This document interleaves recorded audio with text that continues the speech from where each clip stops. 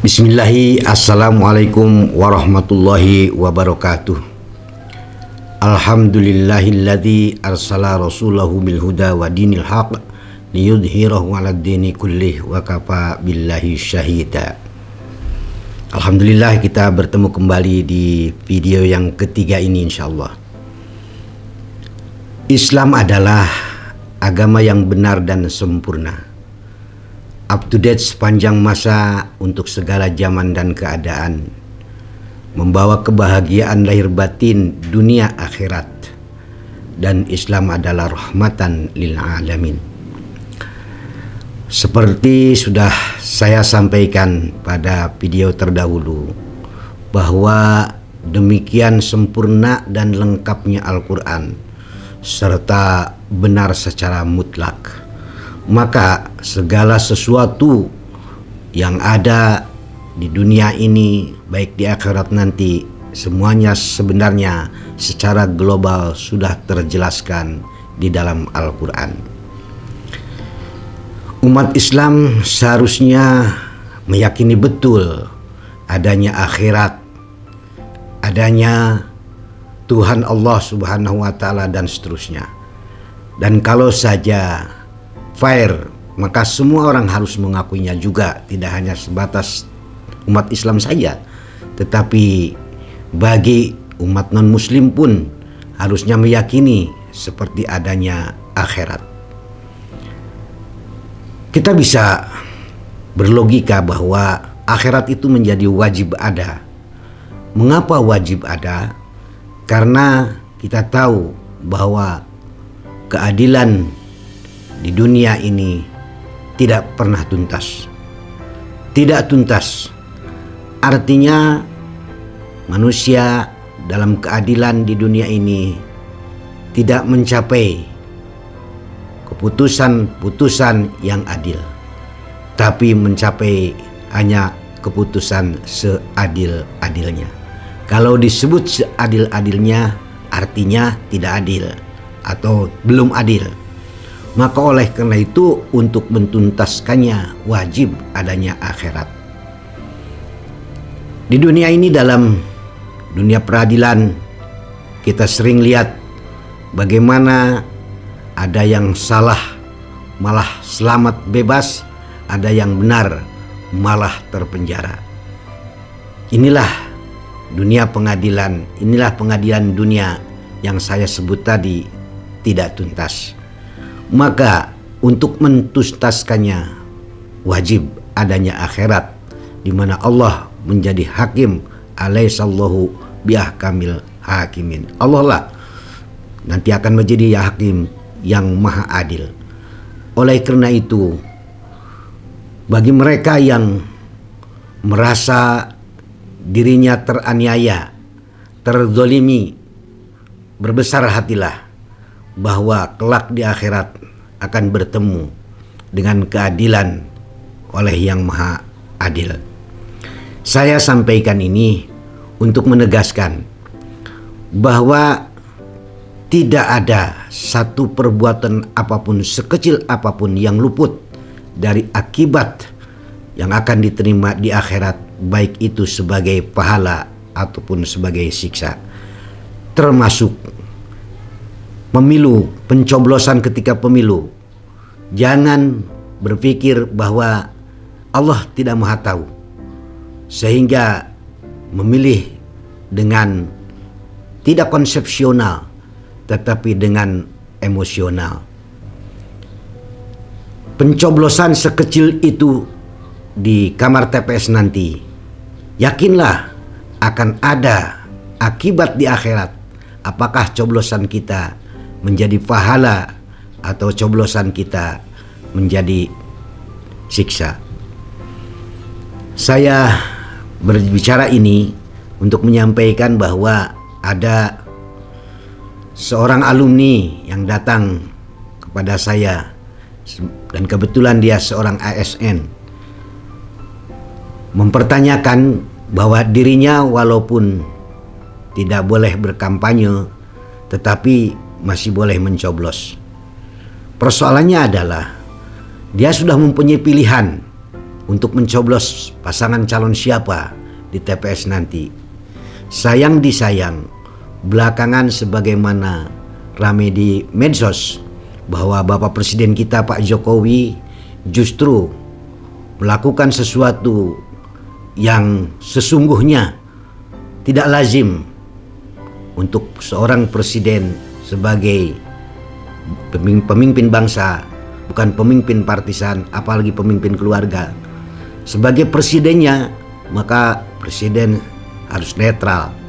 Tetapi justru Pak Jokowi sebagai Presiden Republik Indonesia hari ini malah mengeluarkan statement yang dianggap aneh dalam dunia demokrasi, di mana beliau melakukan cawe-cawe, bahkan melakukan kegiatan-kegiatan kampanye, baik melalui pembagian dana apapun atas nama pemerintah mungkin. Malah terakhir ini sepertinya lebih mengejutkan lagi, karena para ASN khususnya dalam tekanan digiring untuk memilih salah satu pasangan capres-cawapres yang didukung oleh beliau. Ini berimbas kemana-mana, termasuk tadi ada ASN yang bertanya lantas, bagaimana sikap saya ketika saya sesungguhnya sudah punya pilihan, karena saya sebagaimana diarahkan untuk selalu konsepsional memilih pasangan calon presiden yang terbaik. Tetapi belakangan ini, akhir-akhir ini, kelihatannya para ASN menjadi gelisah, menjadi resah, karena dalam tekanan untuk memilih seorang pasangan calon presiden yang sudah dikomandokan, yang sudah diperintahkan oleh atasannya. Tentunya berembet dari bawahan ke atasan, atasan ke atasannya, atasan ke atasannya, dan akhirnya berujung pada sumber atasan tertinggi, yakni Bapak Presiden. Beruntung Al-Quran memang sempurna, sehingga dengan mudah saya menyampaikan advice, menyampaikan masukan dan saran berdasarkan Al-Quran. Dan mudah-mudahan ini menjadi semacam fatwa bagi seluruh ASN yang seharusnya netral dan seharusnya bebas untuk memilih, tetapi nyatanya dalam tekanan berat sehingga membingungkan. Ini fatwa Al-Quran. Mungkin saya cuma memahaminya saja. Dalam Al-Quran disebutkan, wa in jahadaka ala an tusyrika bi ma laysa bihi ilmun fala tuti'huma wa sahibhuma fid dunya ma'rufa.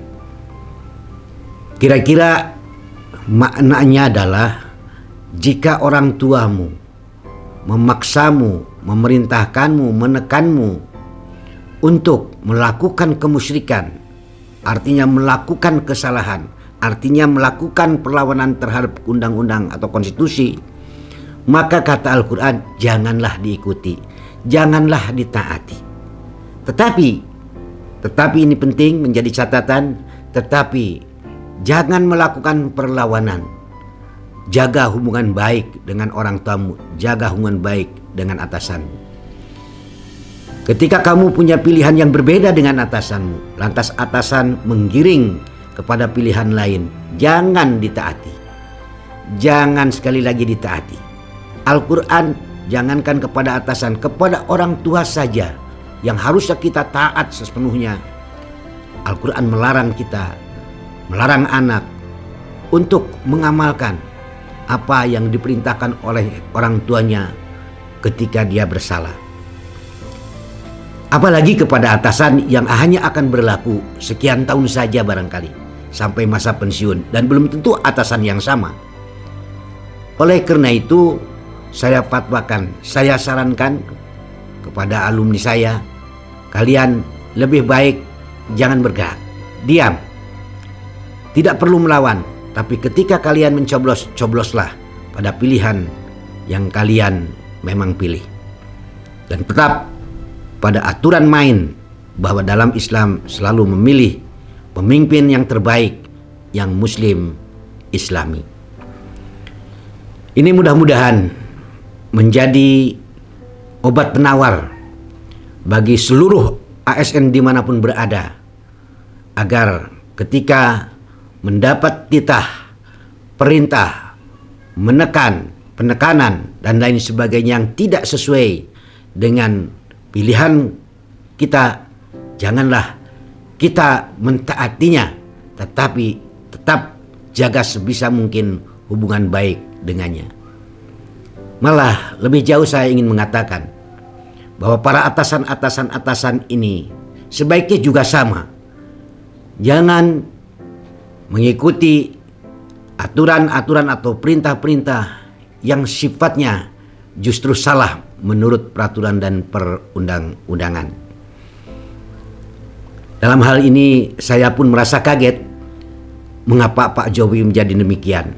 Sepertinya dalam kepanikan berat, sehingga sekarang jurus terakhir mengerahkan semua ASN untuk taat dan patuh kepada perintahnya memilih pasangan calon yang didukungnya. Ini kejadian yang seharusnya, maaf saya sebut Ibu Mega ya, Ibu Mega sebagai Ketua PDIP yang notabene bertagline banteng demokrasi untuk menjaga, mengamankan jalannya demokrasi, tetapi kelihatannya masih belum bisa mengingatkan Bapak Presiden kita padahal mantan petugas partainya. Untuk itu kira-kira yang terbaik kembali lagi kepada Al-Quran. Para ASN hendaknya tetap pada waktunya mencoblos siapa yang menjadi pilihannya, tetapi saya sarankan untuk tidak melakukan apapun kecuali menjaga hubungan baik dengan para atasannya. Inilah Al-Quran, lengkap betul, sempurna betul, dan memberikan arahan, memberikan perintah-perintah, larangan-larangan, serta anjuran-anjuran yang memang logis betul. Al-Quran sebagai kitab suci terakhir yang Allah turunkan, yang akan berlaku sepanjang zaman, mukjizatnya tidak terletak pada keistimewaan-keistimewaan khusus sebagaimana diberikan kepada rasul-rasul sebelumnya. Al-Quran sebagai mukjizat tersendiri bagi Rasulullah Muhammad SAW yang sifatnya ilmiah dan logis. Tidak ada satupun di dalam Al-Quran hal-hal yang tidak bisa dipikirkan, tidak bisa dipahami secara logis. Itulah maka dalam salah satu ayatnya dikatakan, Inna anzalna ilaikum kitabang fihi dzikrukum afala ta'qilun. Afala ta'qilun ini adalah perintah dari Allah melalui Rasulnya di dalam Al-Quran untuk menggunakan akal, untuk berpikir, untuk berakal dengan akal yang sehat.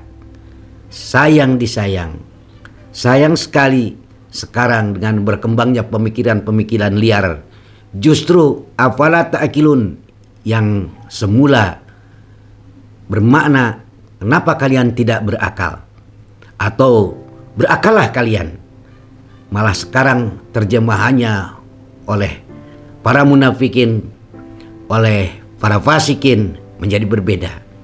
Afala ta'qilun dipahami dan diterjemahkan dengan bahasa nifak dan busuknya, sehingga menjadi terjemahan apa tidak bisa diakal-akali. Ini sudah jauh menyimpang, karena afala ta'qilun bila diterjemahkan apa tidak bisa diakal-akali, jadilah seperti yang sekarang terjadi dalam pemilu ini. Dari mulai Paman Usman Gibran, terus sampai politik dinasti, sampai kemudian sekarang menekan, memerintahkan para ASN untuk mendukung paslonnya. Ini mulai yang disebut akal-akalan. Apa bisa, apa tidak bisa diakal-akali. Kalau ini yang menjadi pemikiran sekedar untuk berakal-akalan, maka yakinlah bahwa Indonesia akan menuju atau sedang menuju dalam kehancuran. Saya jadi ingat Pak Prabowo ketika 2019 menyatakan dan mengatakan jika Indonesia terus dipimpin oleh rezim Pak Jokowi ini, maka pada tahun 2030 Indonesia mungkin hanya tinggal namanya saja. Ini kelihatan sekali. Saya kira sangat benarlah pernyataan Pak Prabowo ini dari tanda-tandanya bahwa Indonesia jika terus berlanjut atau kebijakan rejim dilanjutkan terus seperti ini, maka yakinlah kita betul-betul ngeri untuk melihat Indonesia yang bisa saja hanya tinggal atlasnya saja. Dan yang lebih mengerikan lagi, bagaimana kita mempertahankan anak cucu kita untuk melawan satu pemikiran-pemikiran liar yang bisa merusak akidah anak cucu kita.